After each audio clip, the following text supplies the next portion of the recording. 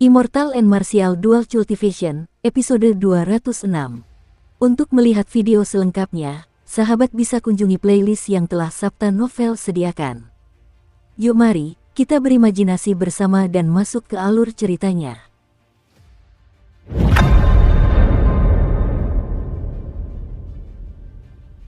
Setelah 2 jam, Xiao Chen kehabisan 2 batu roh tingkat menengah.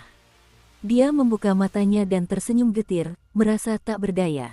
Ketika mantra ilahi petir ungu mencapai lapisan ke-6, jumlah energi spiritual yang digunakan sangat mencengangkan. 2 batu spiritual tingkat menengah hanya menghasilkan sekitar 10 tetes esensi cair. Sepertinya masih ada waktu sebelum aku bisa naik ke Raja Bela Diri tingkat menengah. Aku masih jauh dari mengisi wadah ini. Xiao Chen menghela napas. Dia memasuki rumah dan menyalakan lampu. Kemudian, dia mulai membaca catatan Bai Lixi tentang penguatan tubuh. Xiao Chen harus mengakui bahwa Bai Lixi adalah seorang jenius dalam hal penguatan tubuh. Pengalaman yang tercatat di sana sangat bermanfaat baginya. Sebelumnya, ketika dia terus bertarung hanya menggunakan Ki Vital, kultivasi seni penguatan tubuh langitnya berkembang sangat pesat, dan itu semua berkat catatan-catatan ini. Yang terpenting adalah pemahaman Xiao Chen tentang Vital Ki telah meningkat secara signifikan. Ini membuktikan bahwa apa yang dikatakan Bai Lixi adalah benar. Xiao Chen memperkirakan bahwa kekuatan fisik Bai Lixi telah mencapai setidaknya 500.000 kg. Dengan satu pukulan, dia bisa dengan mudah menghancurkan gunung. Oleh karena itu, Xiao Chen terus mempelajari catatan kultivasi ini, agar dia tidak sampai salah jalan dan membuang waktu. Kini sudah larut malam, waktu yang tak terhitung telah berlalu. Nyala api di lampu minyak bergoyang perlahan. Setiap kali nyala api bergoyang, sepertinya akan padam. Xiao Chen menatap keluar jendela. Dia mengirimkan indera spiritualnya. Setelah beberapa saat, dia menariknya kembali dan meletakkan buku catatan di tangannya. Dia memadamkan lampu dan berkata dengan acuh tak acuh, memang, jumlah besar 3 juta batu roh tingkat menengah itu akan menarik perhatian beberapa lalat yang nekat. 3 kultivator dengan aura pembunuh yang terpendam berdiri di bawah pohon besar di luar halaman Xiao Chen. 2 di antara mereka sangat dikenalnya. Orang di sebelah kanan adalah orang yang ingin menggunakan Xiao Chen dan Xia Xian sebagai kambing hitam di babak kualifikasi untuk seleksi putaran pertama. Dia adalah murid kedua dari penguasa lembah ratapan, Munan. Orang di pihak lain adalah orang yang telah mengejek Xiao Chen sepanjang babak seleksi pertama, tetapi akhirnya malah terluka di babak pertama dan kehilangan kesempatan untuk melanjutkan. Kedua orang ini memiliki dendam yang mendalam terhadap Xiao Chen, jadi tidak mengherankan jika mereka bekerja sama untuk menjatuhkannya. Adapun orang terakhir, ia mengenakan pakaian hitam dan topeng hitam. Ia hanya memperlihatkan matanya, yang membuatnya tampak misterius. Munan berkata dengan agak khawatir, apakah kita akan menyinggung persatuan pemusnah surgawi dengan melakukan ini? Lagi pula, dia adalah seseorang yang telah meraih 100 kemenangan beruntun. Tatapan ganas terpancar di mata Yun Ping. Dia tertawa dingin dan berkata, bukan berarti kita membunuhnya. Kita hanya memotong lengannya. Apa yang kalian takutkan? Orang berpakaian hitam itu mengangguk dan berkata, benar. Seorang jenius yang kehilangan 1 lengan hanyalah sampah. Apakah persatuan pemusnah surgawi akan peduli dengan sampah? Seperti yang telah disebutkan sebelumnya, kalian berdua dapat membagi 3 juta batu roh tingkat menengah di antara kalian. Aku hanya mengincar barang-barang lainnya yang ada padanya. Ketika Munan mendengar 3 juta batu roh tingkat menengah disebutkan, tatapan serakah terlintas di matanya. Pada akhirnya, kekhawatiran di hatinya lenyap. Dia berkata dengan tegas, ayo kita lakukan. Bocah ini hampir membunuhku di tangan binatang iblis. Aku harus membuatnya membayar atas perbuatannya itu. Setelah ketiganya mencapai kesepahaman bersama, mereka tidak berbicara lagi. Mereka diam-diam melewati tembok halaman. Namun, ketika mereka bersiap untuk menerobos masuk ke kamar tidur Xiao Chen, mereka tiba-tiba menemukan bahwa Xiao Chen sudah menunggu dengan tenang di bawah pohon kecil di halaman. Dia tampaknya tidak terkejut dengan kedatangan mereka. Sudah saatnya, kakak. Xiao Chen mengabaikan ekspresi terkejut di wajah mereka. Ia segera menghunus pedangnya, sesaat membutakan mereka dengan cahaya listriknya yang menyilaukan. Ketiganya sangat terkejut. Awalnya mereka bersiap untuk menghajar Xiao Chen sampai tak berdaya. Siapa sangka, dia malah mengambil inisiatif. 9 transformasi naga pengembara, tebasan angin jernih. Sosok Xiao Chen bergetar dan terbelah menjadi 9. 9 hembusan angin sejuk bertiup di halaman, menciptakan suasana yang menenangkan. Mundur, ketika kelompok itu tidak merasakan ki pembunuh, melainkan hembusan angin sejuk yang aneh, mereka tidak perlu berpikir terlalu lama. Mereka segera menghunus senjata dan melarikan diri. Kau pikir kau bisa lari? Xiao Chen menatap Yun Ping dan mendengus dingin. Dia mengaktifkan sepatu api darah dan melompat ke arahnya, mencapai kecepatan Mach 3,5 secara instan. Sial, sial, sial. Yun Ping tahu dia tidak bisa melarikan diri, jadi dia berhenti mencoba. Ekspresi tekad terpancar di wajahnya saat dia melepaskan kekuatan puncak cahaya pedangnya. Dia mencoba menghalangi 9 sosok yang menyerang dari berbagai arah. Namun, Xiao Chen menggunakan teknik tebasan angin jernih dalam serangannya. Dengan demikian, yang terlihat hanyalah hembusan angin sejuk dan bukan pedangnya. Sangat sulit untuk memahami gerakannya karena tidak ada ki pembunuh yang keluar. Yun Ping hanya bisa bertahan menggunakan instingnya. Tak lama setelah pertempuran dimulai, Xiao Chen telah meninggalkan banyak luka berdarah dengan berbagai ukuran di tubuhnya. Ketika Xiao Chen melihat Munan dan orang berpakaian hitam menyerbu ke arahnya dari sudut matanya, 9 sosoknya menyatu menjadi satu. Dia mundur, meninggalkan bayangan di udara. Dia tidak membiarkan dirinya dikelilingi oleh ketiga orang itu. Serangan-serangan sebelumnya telah menyebabkan Yun Ping menderita luka yang cukup parah.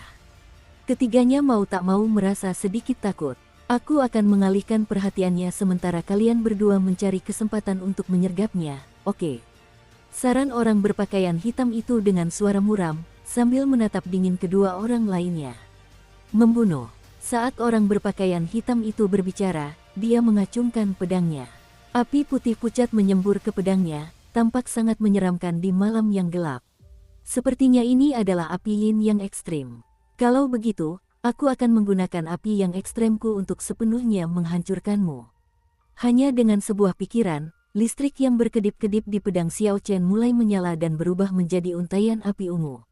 Bang! Senjata-senjata berbenturan dan begitu pula kobaran api. Api itu meledak di tengah malam yang gelap, membuatnya seterang siang hari. Yin dan Yang adalah sifat-sifat yang berlawanan. Saat keduanya bertabrakan, skala kehancuran yang terjadi sangat mencengangkan. Udara menjadi sangat panas. Dinginnya malam kini telah lenyap. Yun Ping dan Munan memanfaatkan kesempatan ini untuk menyerang. Namun, sosok Xiao Chen melesat dan dengan tenang menghindari serangan Munan. Kemudian, Xiao Chen mengepalkan tangan kirinya dan mengeluarkan angin tinju, memaksa Munan mundur. Adapun serangan Yun Ping, Xiao Chen telah menemukan kelemahannya hanya dengan sekali pandang. Dia tersenyum dingin dan menendang pergelangan tangan Yun Ping. Tulang di pergelangan tangan Yun Ping langsung hancur dan dia menjatuhkan pedangnya. Namun, Xiao Chen tidak berhenti menggerakkan kakinya dan melanjutkan dengan tendangan lain ke dadanya. Bang! Darah menetes dari mulut Yun Ping saat dia terlempar ke belakang dan menabrak dinding. Kemarahan terpancar dari mata orang berpakaian hitam itu. Dia tidak menyangka Yun Ping akan bertahan bahkan untuk satu serangan pun. Dia berkata dingin, Munan, mengapa kau masih menyembunyikan kekuatanmu yang sebenarnya? Munan tidak membalas. Ia dengan santai menancapkan pedang di tangannya ke tanah. Kemudian ia merentangkan telapak tangannya dan, dengan posisi sejajar dengan tanah, mulai menggerakkannya ke atas dan ke bawah. Ketika telapak tangan Munan mencapai rahang bawahnya, ia memuntahkan gumpalan kikeruh. Ekspresinya berubah, menjadi sedih dan kesakitan. Telapak ratapan, teriak Munan sambil mengunci Xiao Chen dengan auranya dan melayangkan serangan telapak tangan ke arahnya.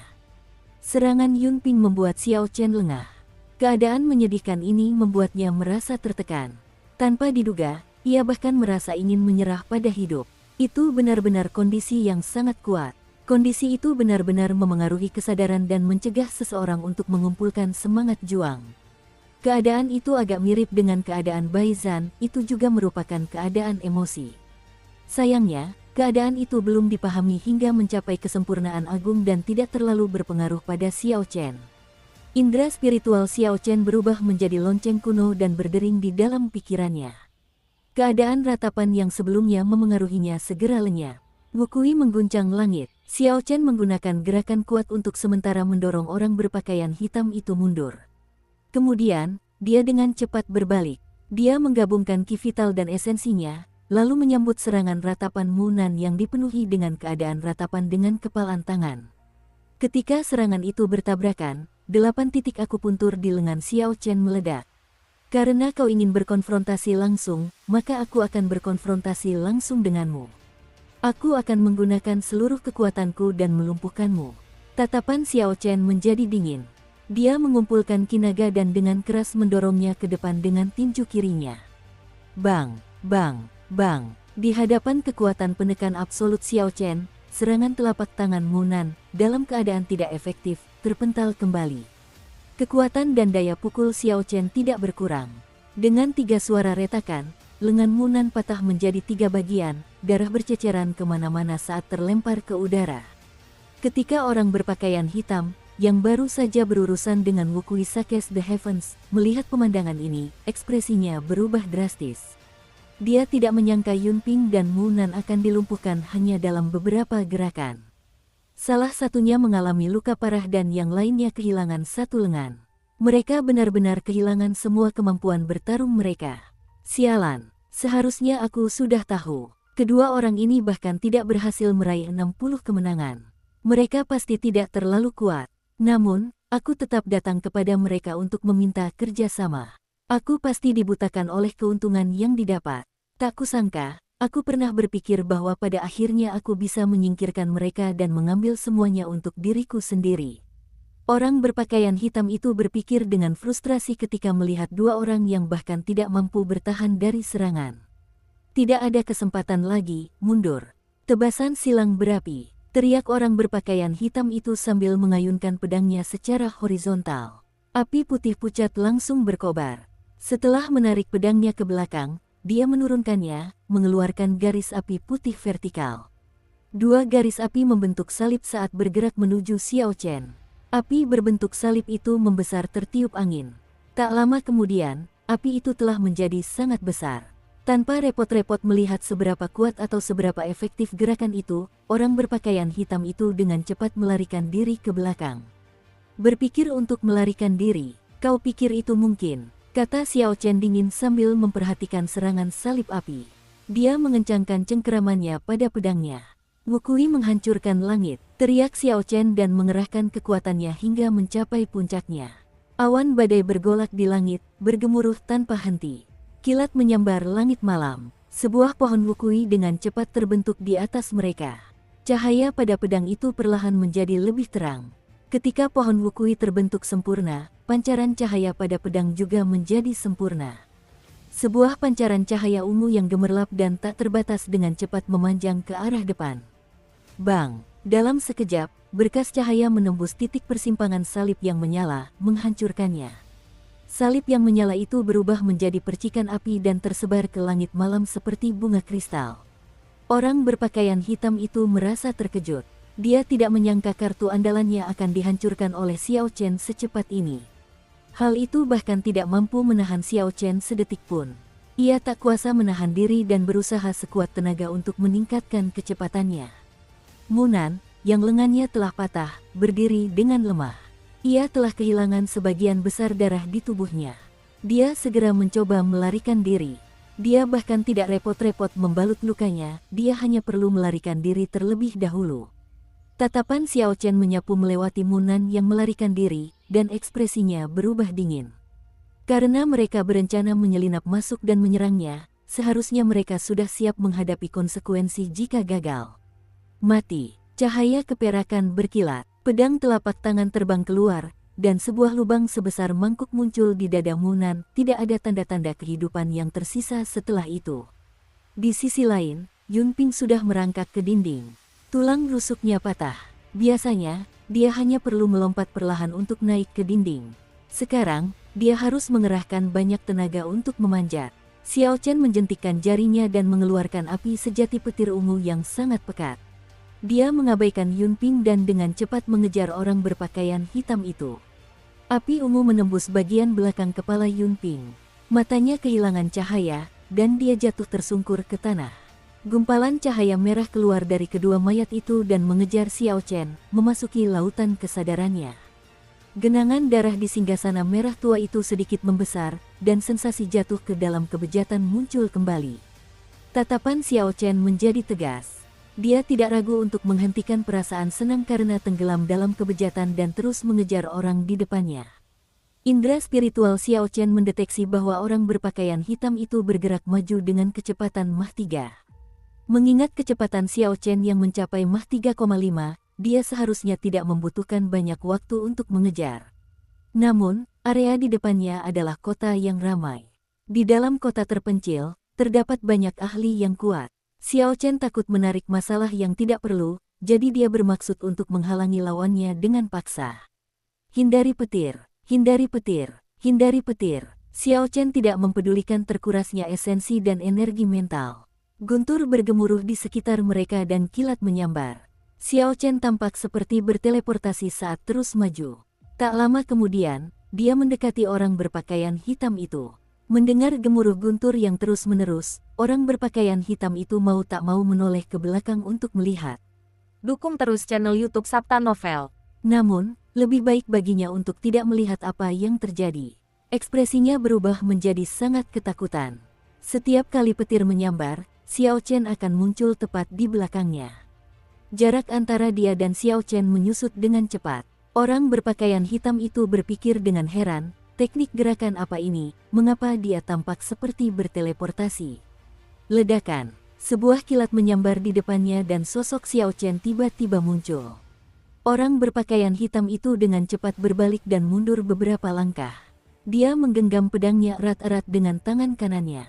Xiao Chen mengarahkan pedangnya ke lawannya dan berteriak dingin, "Kau menyembunyikan kepalamu tapi memperlihatkan ekormu. Siapa sebenarnya kau?" Catatan, menyembunyikan kepala tetapi memperlihatkan ekor, ini berarti mengungkapkan setengah kebenaran. Kau tak perlu peduli siapa aku. Kau hanya perlu tahu bahwa cepat atau lambat aku akan merebut inti iblis peringkat tertinggi itu darimu. Orang berpakaian hitam itu menenangkan diri dan menghela napas.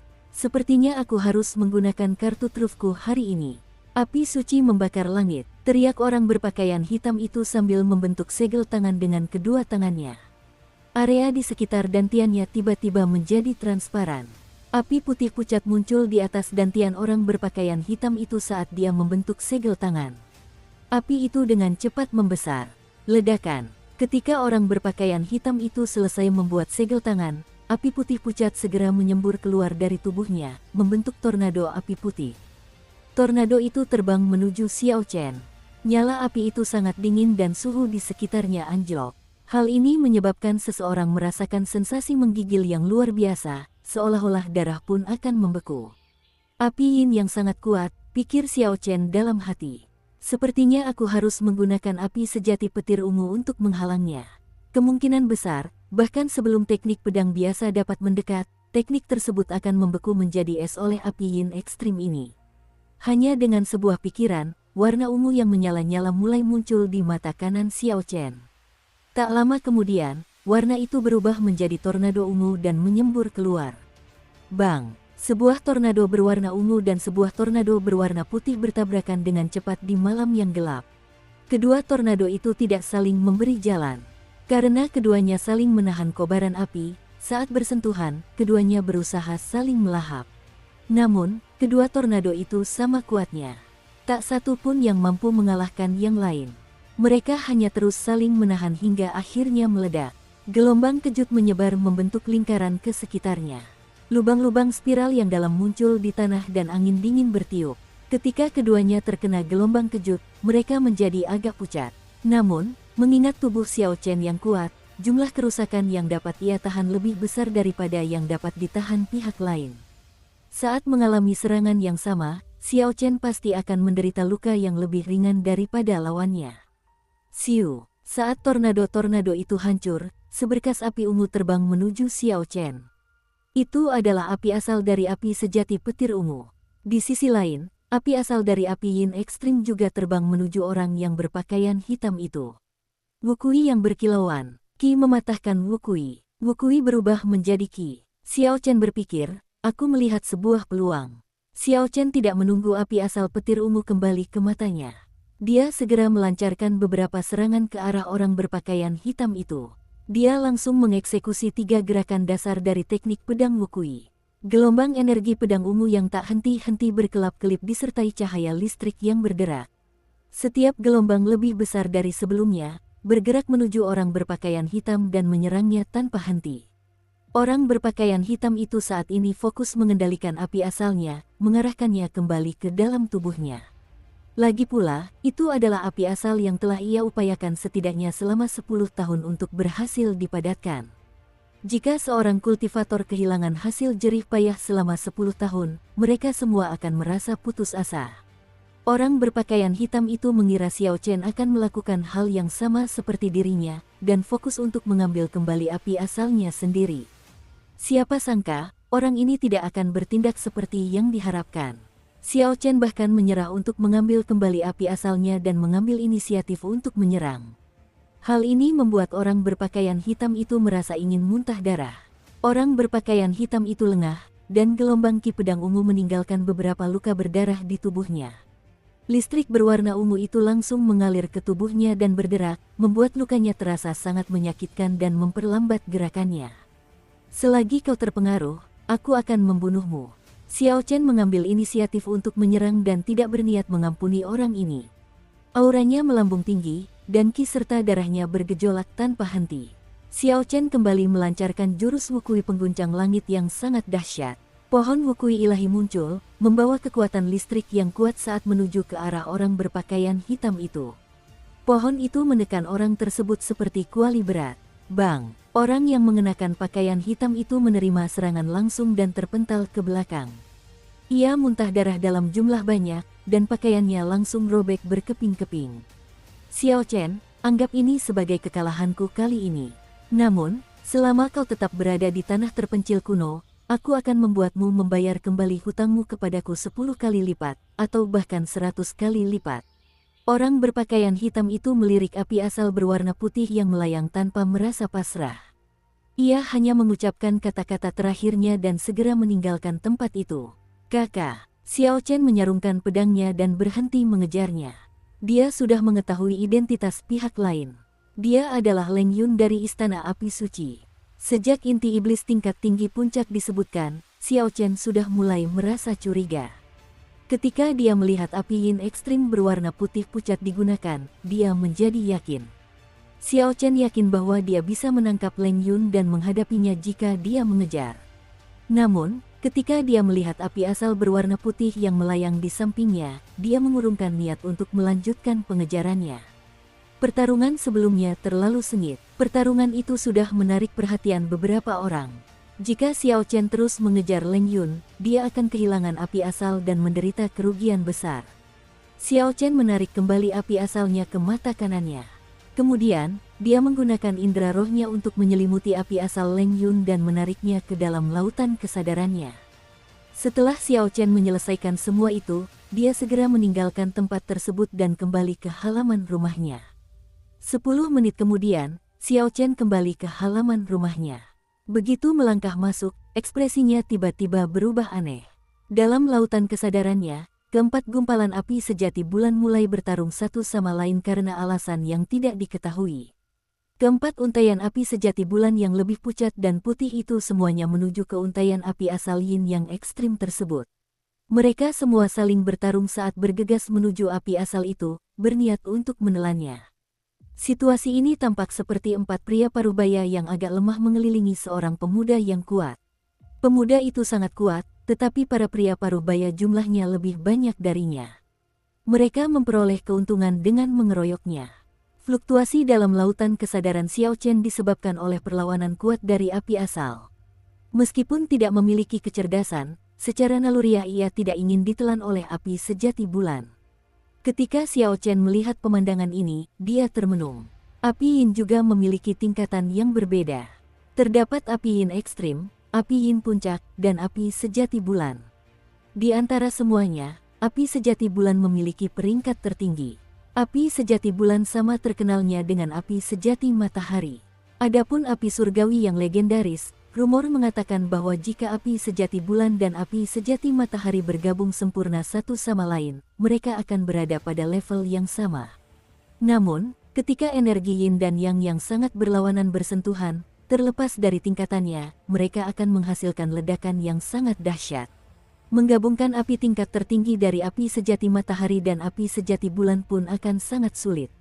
Di masa lalu, Kaisar Tianwu mengandalkan bakatnya dan api surgawi untuk menaklukkan benua dan menjadi tak tertandingi. Jika dilihat dari situasi saat ini, energi dengan atribut yang sama dapat menyatu atau saling menyerap dan memperkuat diri sendiri. Xiao Chen memutuskan untuk membantu para api sejati bulan. Lagi pula, para api sejati bulan memiliki peringkat yang lebih tinggi. Selain itu, api-api tersebut adalah api yang dibutuhkan Xiao Chen untuk memurnikan harta karun rahasia. Tidak melindungi api-api tersebut akan mengakibatkan kerugian bagi Xiao Chen. Kesadaran spiritual Xiao Chen berubah menjadi anak panah kecil yang indah. Kemudian, dia menembakkannya ke api asal di lautan kesadarannya, memisahkannya menjadi dua. Keunggulan api asal adalah kepadatannya yang sangat tinggi. Oleh karena itu, api sejati bulan tidak dapat menelannya. Setelah Xiao Chen memisahkannya dan membuatnya kurang padat, keempat gumpalan api sejati bulan itu segera menemukan kesempatan untuk dengan cepat menelannya. Seiring waktu berlalu, api asal menjadi semakin lemah. Di sisi lain, api sejati bulan menjadi semakin kuat. Tak lama kemudian, ia mampu menelan api asal sepenuhnya. Siu, ruang di dalam lautan kesadaran bergetar. Ketika api sejati bulan sepenuhnya menelan api asal, kelima api tersebut menyatu dan membentuk gumpalan api sejati bulan. Dengan sebuah pemikiran, Xiao Chen memunculkan api sejati bulan yang baru ke telapak tangannya dan mengamatinya dengan cermat. Api putih pucat itu melayang lembut di atas telapak tangan Xiao Chen. Penampilannya tidak berbeda dari sebelumnya. Namun, ada titik terang seukuran butir beras di tengah api tersebut. Di masa lalu, api sejati bulan hanyalah 4 gumpalan api dan tidak memiliki api asal. Sekarang, ia akhirnya memperoleh api asalnya sendiri, ia akhirnya menjadi api sejati bulan yang sesungguhnya. Meskipun api asal itu sangat kecil, saking kecilnya hingga mudah terlewatkan, hal itu membuat Xiao Chen sangat puas. Dia tidak menyangka akan mendapatkan manfaat seperti itu malam ini. Langkah pertama adalah yang paling sulit. Dengan api asal sebagai akarnya, api tersebut akan mampu tumbuh lebih kuat. Akhirnya, beberapa kemajuan dicapai dalam hal memurnikan harta karun rahasia. Xiao Chen mengembalikan api sejati bulan ke lautan kesadaran. Kemudian, dia bergumam pada dirinya sendiri, istana api suci yang mereka miliki mungkin adalah benih api yin ekstrim. Jika aku memiliki kesempatan, aku harus pergi dan melihatnya. Setelah Xiao Chen mengurus 2 mayat di halamannya, dia memasuki kamar tidurnya dan menyalakan lampu. Sambil nyala api bergoyang di dalam lampu, dia melanjutkan membaca catatan kultivasi Bai Lixi. Kini sudah larut malam, mata Xiao Chen mulai lelah. Ia belum tidur selama beberapa hari terakhir. Karena itu, ia tak tahan lagi dan tertidur di meja. Zi. Tak lama kemudian, kicauan burung yang merdu terdengar di luar ruangan. Ketika Xiao Chen terbangun dari tidurnya yang nyenyak, sinar matahari yang menyengat menerobos celah di jendela dan menyinari matanya, membuatnya menyipitkan mata. Dia menghembuskan napas panjang berupa ki yang keruh dan meregangkan tubuhnya. Seketika itu juga dia merasa segar dan waspada.